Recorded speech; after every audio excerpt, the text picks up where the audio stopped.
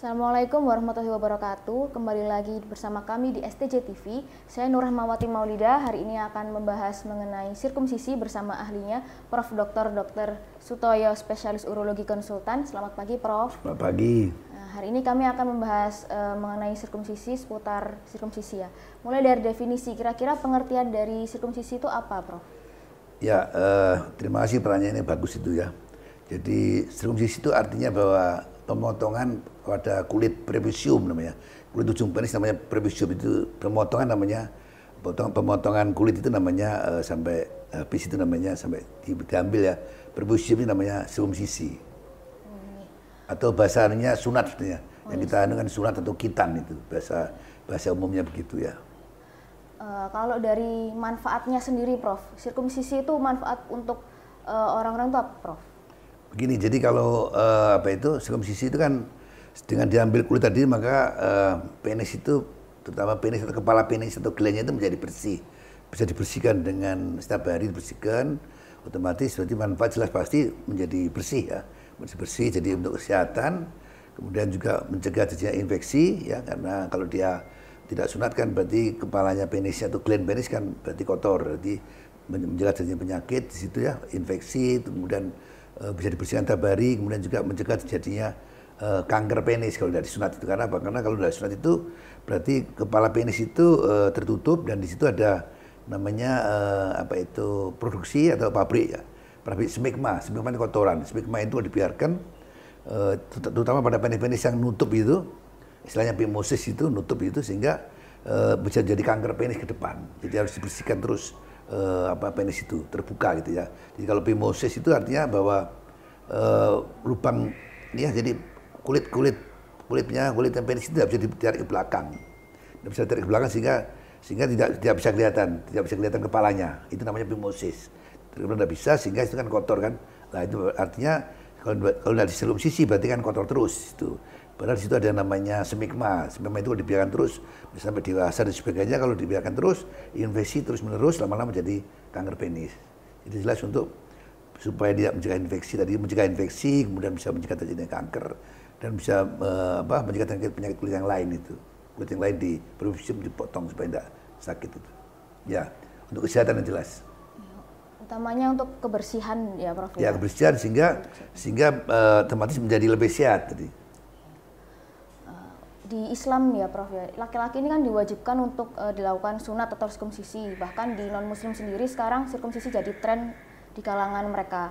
Kalau dalam kondisi medis sendiri, kira-kira kondisi apa aja yang disarankan untuk dilakukan sirkumsisi, Prof? Ya, terutama pada anak-anak yang mengalami kelainan tadi, phimosis itu. Jadi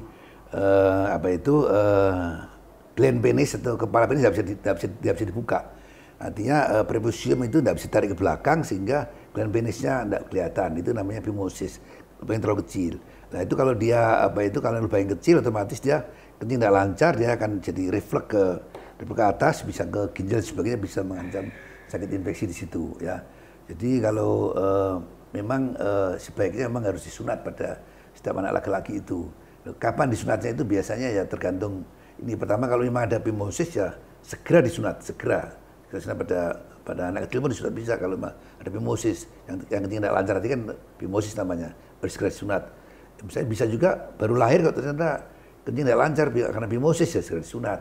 Nah, atau misalnya kalau tidak ada masalah ya mungkin sebaiknya anak-anak yang mungkin umur 10 tahun atau umur 12 tahun kan sudah kooperatif ya. Kalau kita sunat lebih gampang karena nanti bisa kooperatif, bisa dibius dengan lokal ya kan. Itu lebih enak lagi. Tapi kalau memang ada kelainan di phimosis ya harus segera. Baru lahir pun bisa dikerjakan supaya mencegah infeksi. Tapi selama dia tidak ada phimosis itu bisa ditunda ya, bisa ditunda mungkin umur 10 tahun, 12 tahun karena dia bisa kooperatif tadi itu. Sehingga biusnya bius lokal, ini tidak bius general ya. Kasihan juga kalau general itu ya. Jadi memang kalau memang tidak ada kelainan ya. Ada juga mungkin ada penyakit di kulitnya itu ya, ada penyakit kulitnya selain phimosis, ada kelainan kulit itu bisa ada dermatitis yang tidak sembuh-sembuh, atau mungkin ada kena virus ya, kondiloma, kunata, itu juga kulitnya jadi infeksi di situ ya, harusnya sebaiknya dilakukan sirkumsisi. Ya. Dari tadi indikasi yang dilakukan sirkumsisi seperti fimosis sama Ada kondiloma seperti tadi. ya kondiloma, terus juga ada kelainan kulit di sini, ada kulit misalnya ada dermatitis sudah sembuh itu ya. Itu terutama fimosis itu harus segera dilakukan sirkumsisi. Jadi indikasinya ada beberapa. Untuk kontraindikasinya kira-kira apa, Prof? Kontraindikasinya biasanya pada pasien-pasien yang ada namanya hipospadi. Hipospadi itu adalah di mana lubang kencingnya itu tidak di ujung tapi di bawahnya itu, di bawah penis. Ya, istilahnya di bahasa kedokteran di ventral, di depan ya.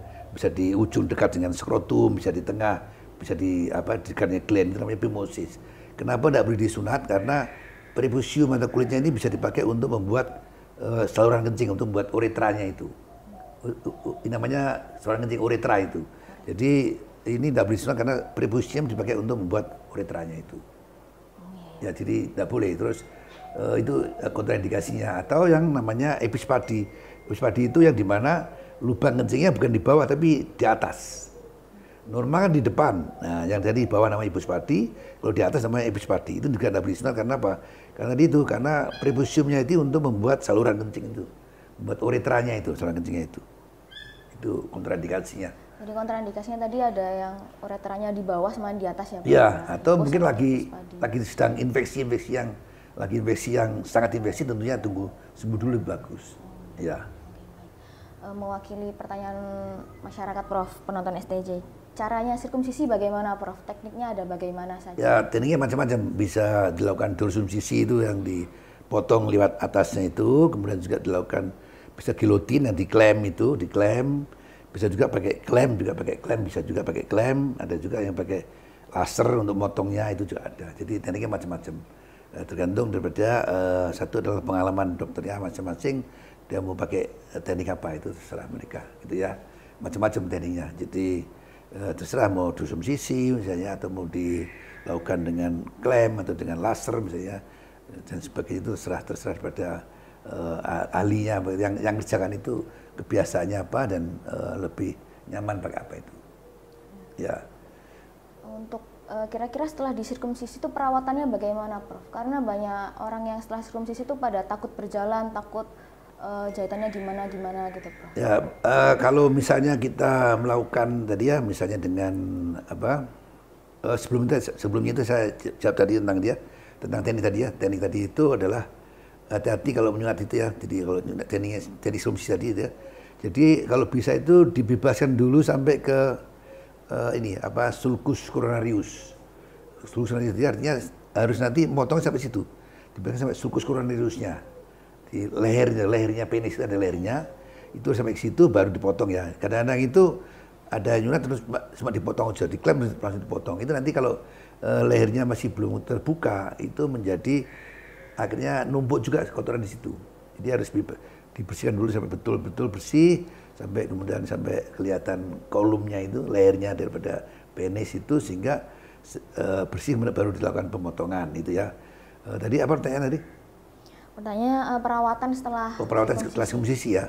Perawatannya adalah setelah kalau dia dilakukan sunat itu biasanya kita setelah kita sirkumsisi selesai, sudah dieting dan sebagainya, kita rawat terbuka ya.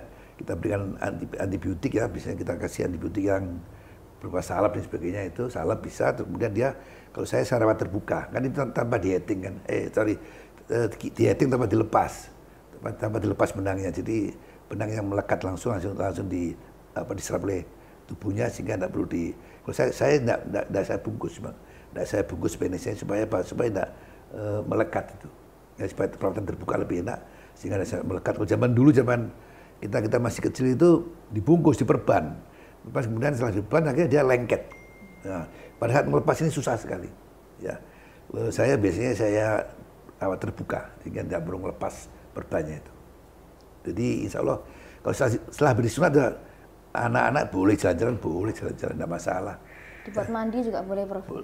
Biasanya kalau masih hari pertama, kedua jangan sampai basah itu, lukanya supaya cepat sembuh itu ya. Jadi ya jangan mandi boleh, tapi pas di lukanya pas itu jangan kasih air dulu. Ya, lukanya maksudnya, tapi kalau mandi yang lain boleh. Untuk konsumsi makanannya, Prof, untuk mempercepat kesembuhan kira-kira? Kalau makanan seperti biasa aja ya, bebas ya.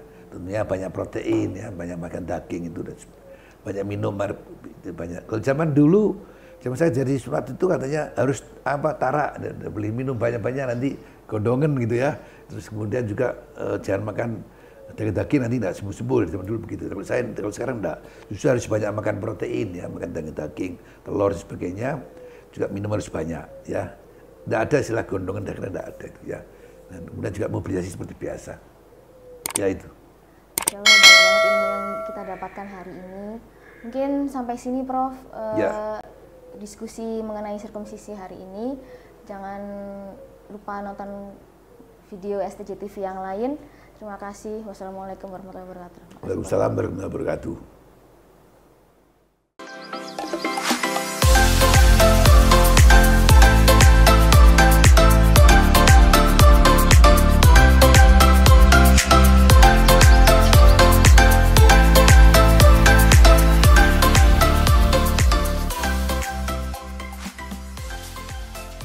Bersama STJ, kita semua sehat dan cerdas.